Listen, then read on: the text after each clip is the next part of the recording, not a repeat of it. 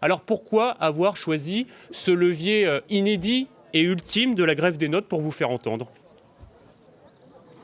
Parce que c'est un levier très efficace pour qu'on s'intéresse à nous et ça permet de pointer vraiment le problème qu'on rencontre. Qu'est-ce que vous reprochez à cette réforme du bac? Bah, on reproche plusieurs choses.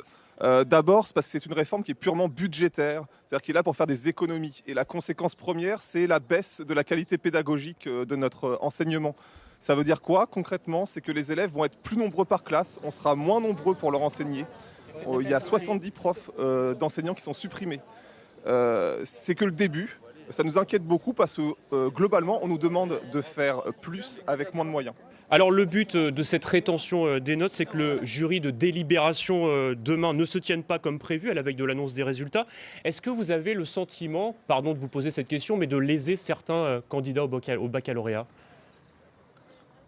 Absolument pas, parce que déjà le but, ce n'est pas que le jury de délibération n'ait pas lieu, on aimerait qu'il ait lieu, mais nous, notre but, c'est qu'il y ait une négociation et un dialogue avec le ministère. On ne se sent pas du tout coupable parce qu'on fait ça pour les élèves et pour leur avenir, et si on doit trouver un responsable, on doit plutôt se tourner vers le gouvernement. Est-ce que vous craignez des sanctions disciplinaires ou financières, hein? Jean-Michel Blanquer l'a rappelé ce matin, il pourrait y avoir une retenue sur salaire de 15 jours.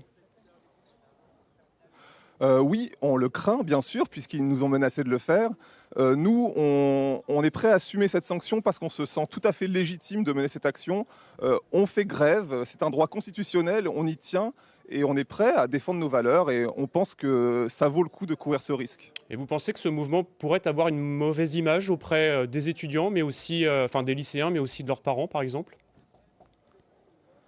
D'expérience, pour avoir parlé avec de nombreux lycéens, de nombreux parents, oui, c'est possible que minoritairement on nous juge de manière négative, mais je crois que quand on explique nos raisons, on rencontre un grand soutien. En tout cas, cette année, on a fait plusieurs actes de mobilisation.